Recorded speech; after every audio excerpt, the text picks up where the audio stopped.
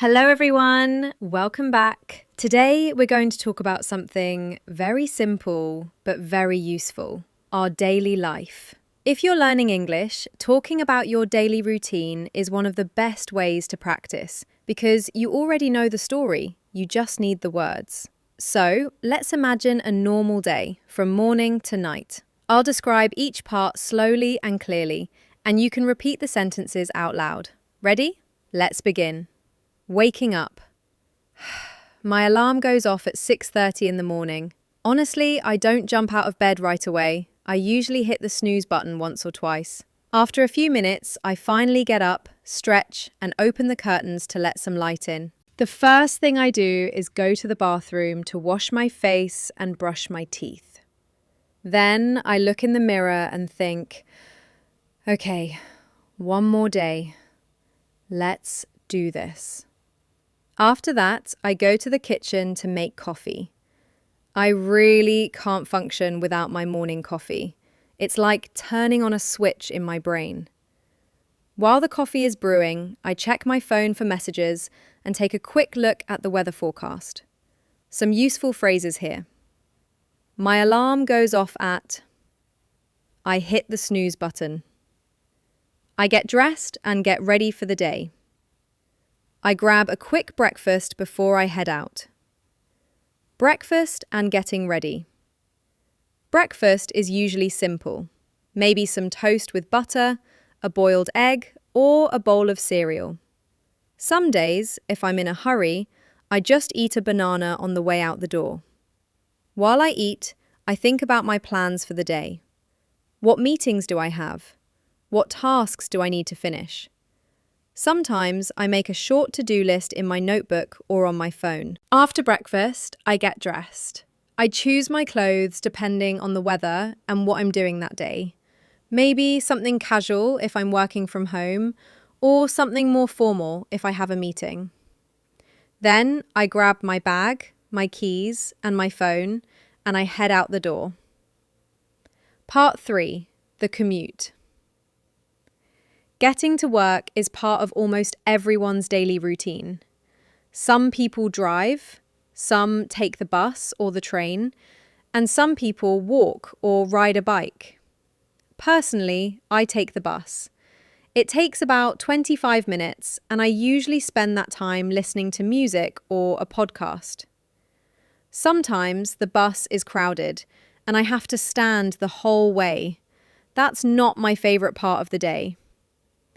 If you drive, you might say, I drive to work every day. There's usually a lot of traffic in the morning.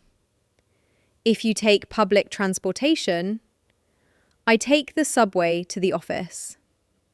My commute takes about half an hour. If you walk or cycle, I walk to work. It only takes 15 minutes. I ride my bike when the weather is nice. Part 4. Work or school. Once I arrive, my workday begins. I usually start by checking my emails and planning my tasks for the day. Then I attend meetings, work on projects, and communicate with my colleagues. Around midday, I take a lunch break. I either bring food from home or go out with co-workers to a nearby restaurant. Lunch is a nice moment to relax and chat about things that aren't related to work. In the afternoon, I continue working, answering emails, finishing reports, or helping teammates with questions. Time usually passes quickly if the work is interesting, but slowly if it's a boring day. If you're a student instead of a worker, your day might look different. You attend classes, take notes, do homework, and maybe study in the library between lessons. The vocabulary changes a little, but the structure is very similar. I have class from 9 to 11. I study in the library during my free period. I have an exam next week, so I'm reviewing my notes. Part 5. The evening commute and free time. At the end of the workday, usually around 5 or 6 in the evening, I pack up my things and head home. The trip back sometimes feels longer than the morning one, maybe because I'm tired. Once I get home, I like to relax for a bit before starting anything else. I might change into comfortable clothes, sit on the sofa, and scroll through my phone for a few minutes. Then, depending on the day, I do different things. On some days, I go for a walk or exercise at the gym. On other days, I cook dinner and watch a show while I eat. Sometimes I call a friend or family member to catch up. Occasionally, I read a book or work on a hobby, like drawing or learning a new language. Here are some useful expressions for this part of the day. I unwind by watching TV. I like to relax after a long day at work. In the evening, I usually cook dinner and clean up the kitchen. I try to exercise a few times a week. Part 6. Dinner and family time. Dinner is often the main meal where everyone in the family sits together, if they live together. We talk about our day, what happened at work, funny stories, or things we're worried about. Common questions at the dinner table. How was your day? Did anything interesting happen today? What do you want to do this weekend? After dinner, someone usually washes the dishes, and in many households, this is a task people take turns doing. Then the evening continues with a bit more free time before bed. Part 7. Getting ready for bed. As the night goes on, I start preparing for bed.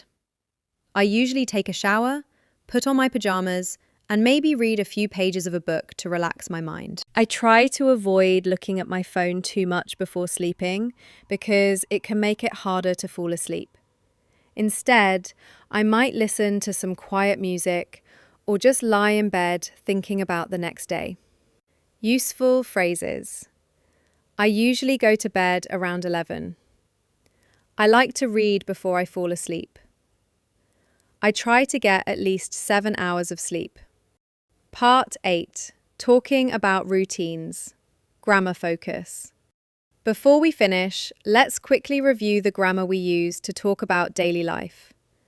We use the simple present tense for habits and routines. I wake up at 7. She goes to work by bus. We have dinner at 8. They don't work on weekends. We also use time expressions like usually, always, sometimes, often, rarely, never, in the morning, in the afternoon, at night, before, after, then, next, finally. Example sentence combining these. I usually wake up early, then I have breakfast before I go to work. Try building a few sentences yourself about your own daily routine. And that's a full daily routine from waking up to going to sleep. As you can see, even a normal, simple day gives you a lot of opportunities to practice English. Waking up, eating, commuting, working, relaxing, and sleeping. My challenge for you: try describing your own day out loud using the phrases we practiced today. The more you talk about real, everyday situations, the more natural your English will become. Thanks for listening, and I'll see you in the next lesson. Take care and have a great day.